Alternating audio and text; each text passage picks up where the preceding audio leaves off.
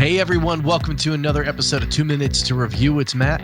And it's Zach. Longest album review in under 2 minutes wins. This one is actually kind of hard for me to swallow because I met these guys back in, when they first came out with the very first album when I was in college. Got to hang out with them at my college radio station.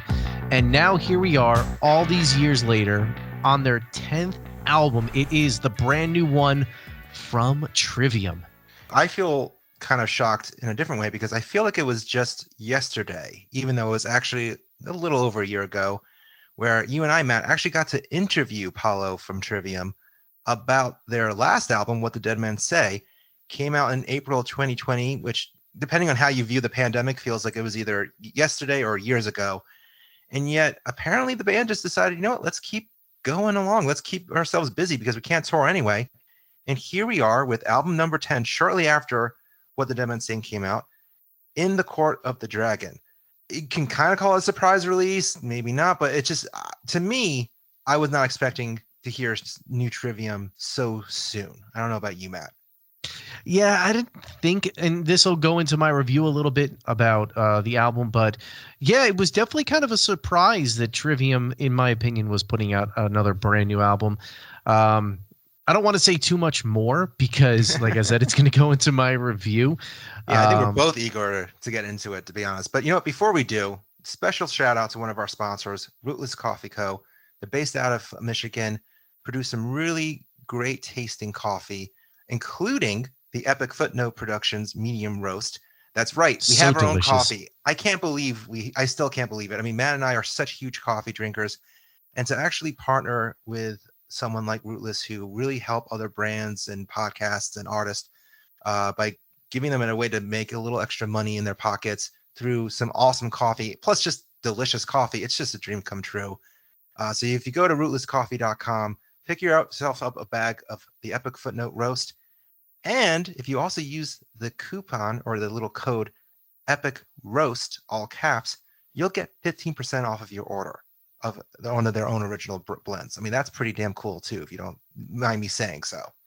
Yeah, it's absolutely delicious coffee. They gave us a couple bags to try out because I'm really touchy about what I want to push on our podcast. But no, this is really good. I know, but this is really good quality stuff. I mean, it's great coffee, no matter how you slice it. If you buy our bag, great, help support the podcast. If not, and you want to just get some of their own blends, use Epic Roast, save yourself 15%. You can't ask for more than that for delicious coffee. So, Matt, I'm being selfish. I want to go first. I kind of figured you would say that. Yeah, I'm being selfish. Right. Boom. You always are. You never give. Remove the heart from your hate. Oh, nice. Nice one. All right, we should keep this going before we go in waves of different conversations.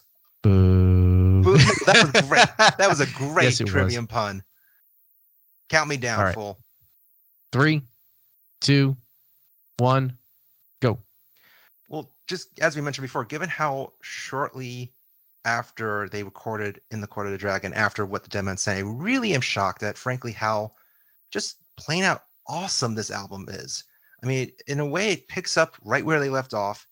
But, I mean, that What the Dead Men Say already saw them being a lot more confident sounding. But my God, somehow they took it to an even higher level with In the Court of the Dragon.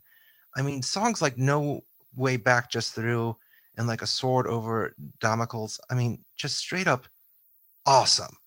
Great chorus, great solos, just a perfect balance of screaming and singing, and just a great example of how Trivium really have got into a great groove in the later part of their career. I mean, and then you got a song like Feast of the Fire that I almost envisioned it being my ultimate wrestling entrance song.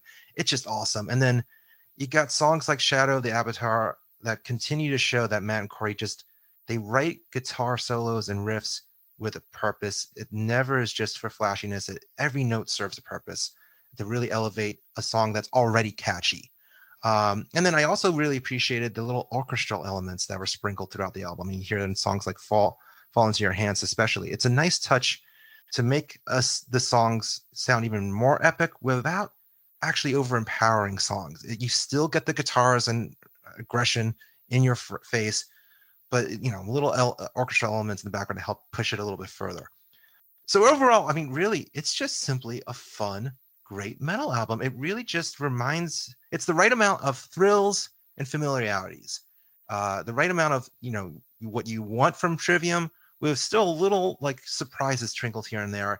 And it just really goes again to prove that Trivium are one of the most underappreciated bands in metal right now. And it also reminds you that new music or new metal music can still be a joyful experience. Okay. We have a time. So out of 5 stars, I'm going to give this a solid 4. I was really impressed with this album. I mean, if you're expecting Trivium to change the wheel, this is not for you. I mean, we've talked about how bands like Gojira are just like really unique and new and fresh. Trivium find a way to take all the elements that you love about metal. It's still fresh sounding without being too different in a way. And it's just great songwriting. Like, they really know how to write a freaking good song. So I was really impressed with this album, especially considering that for an album that came out so soon after the last one.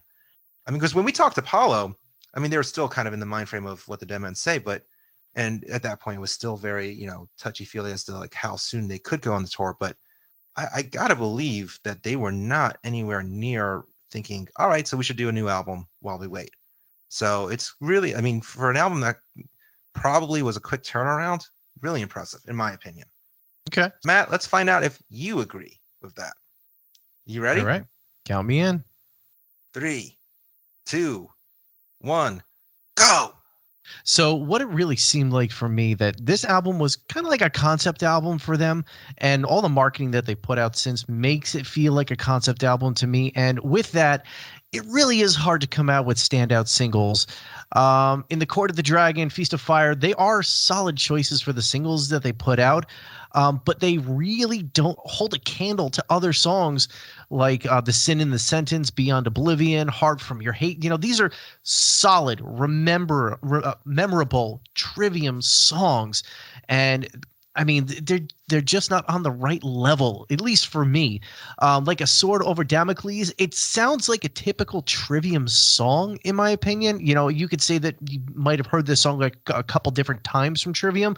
It's not really like a standout. And a song like A Crisis in Revelation, they got some really weird effects choices on the solo. So depending on your feeling of those effects, it might change your feeling on the song. But in the Shadow of the Abater, it really gives me that new sound that I wanted from Trivium, because it sounded like from The Sin in the Sentence and the last album, it really sounded like they kind of took that evolutionary step and then stopped. And then, okay, where's Trivium going to go next? Because they wanted this album to sound like something special because it was their 10th album. And this is where I honestly first start to see that change, is on the Shadow of the Abater. It really gives a different sound from Trivium. It's kind of like a darker version of At the End of This War from the Vengeance album. In summation, I mean, the album for me, is it game-changing? No. Is it another solid album from Trivium? Yes. Interesting. So we definitely had slightly different reactions to it. What would your star ranking be? 3 out of 5. 3? 3 out of 5. Yeah. I mean, it doesn't do a lot different. Is Trivium still solid? Like I said, yes. Do I want something a little bit different because the last 2 albums kind of have the same vibe? Yes. But does it do it? No. I really think that what Trivium needed to do was they needed to let this album bake a little bit longer. And that's where I was kind of going in the very beginning when we were just talking about this, is they are the kings of streaming. They've said it. They've got, shirts around it. Matt's always streaming. The guys are always streaming. So, they are always maybe musically ahead of other bands because they do so much.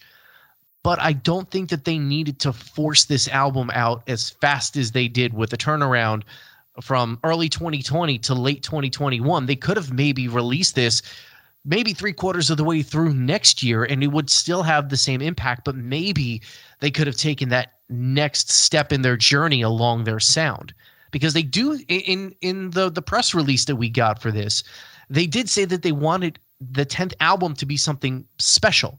And I don't quite think it's there. maybe a song like the Phalanx at the end and like one of the newer singles, it is an epic ending to the album. And I love what they do with the strings, but it just doesn't feel like there's an evolutionary step for Trivium in this album, or even something to signify. Maybe a couple songs signify where they're going with like the Shadow of the Abater or the Phalanx, but it just doesn't go that far. And you see, I feel kind of differently in that I was actually surprised at how well baked it was considering the time frame.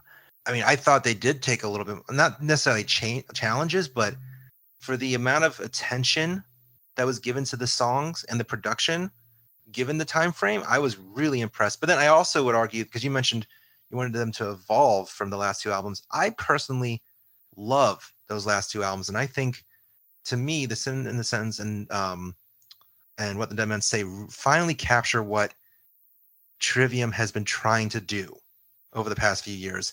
Because I think Trivium's career, it's interesting to follow, because you can make the argument that they've definitely taken a fair amount of missteps with certain albums. Cough, The Crusade. Even Silence in the Snow, even though some great catchy songs in there, there's definitely a little bit more of the pop metal element to it. I mean, it makes you wonder, like, if they had skipped over certain albums, would they be in a different place? And to me, I felt like the last two albums leading up to In the Court of the Dragon really finally found the band solidifying what Trivium is. And it was damn well impressive. And to me, I guess that's why I was kind of happy that maybe there's little different elements here and there for the orchestral elements, but I was pleased to hear that they were still continuing in that direction. Because to me, it doesn't sound like they were done with what they did in the last two albums. So maybe me personally, I was just happy to hear them continuing that streak of just the right balance of everything.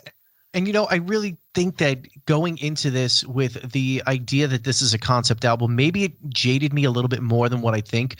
But maybe, because I didn't really think of it as a concept album. I mean, I know it is in theory, but I didn't think of it that way.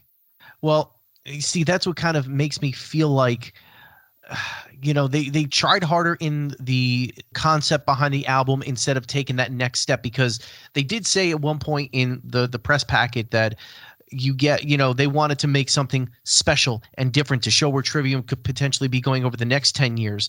But in this one little snippet, and I'm going to read it here, Matt actually talks about the concept behind the album. And it says, as far as the meaning goes, there is no right or wrong answer. I want people to come up with their own interpretation of everything they hear, see, and experience in the Court of the Dragon. Of course, I'm obsessed with Scandinavian stories, Vikings, Japanese history, and tales of Odin, Thor, Ragnarok, and the end of the world. Paolo was like, why don't we create our own mythology? So with that, that's the concept, is that they're creating their own mythology here. And it's hard to write songs that are both, I guess, story specific to the album and catchy singles. I mean, that's what I loved about The Sin and the Sentence, is that it had so many of those metal anthems that you're going to remember. But this album, it sticks to a story, and it's hard to drive memorable stuff if you don't like the entire concept. I still disagree. I mean, even without the concept in mind, I thought there's a lot of memorable moments on there. And as I'm even talking right now, I keep hearing the "No Way Back Through" chorus in my head. I actually would disagree. There's a lot of memorable moments. But you know what, Matt? None of that matters. You know what really matters? Who gave the longest review in under 2 minutes? I was trying to think of a pun, and I couldn't think of one fast enough. I know. Sorry. Matt, what was my time? Your time is probably the closest time that we have ever had to 2 minutes on the dot. Your time was 1 minute, 59 seconds, and 5 hundredths of a second. So you were super close to going over, but you stayed under. So unless I came closer than that, there's no way. Guess what, Matt? This was a nail biter, because you came in at 1 minute and 58 seconds. Wow. So I won by a hair. You won by exactly 1 second. That's crazy. So much right now. I am the champion of all time. Yes, forget the rest of the record, my record of wins. It doesn't matter. I've won. what really, if you think about it, we all won because Trivium released another new album. Yay. But what do you think? Who do you agree more with, Matt or myself?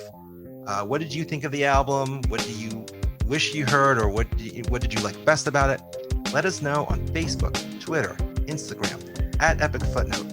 Also, subscribe to our YouTube channel to hear more podcasts like this, watch videos, as well as check out certain interviews with certain members of Trivium. That's right, Paolo. We spoke to him about what the dead men say, the pandemic, and he even gave a little story about how he had dinner with Metallica and met OJ Simpson. Not kidding.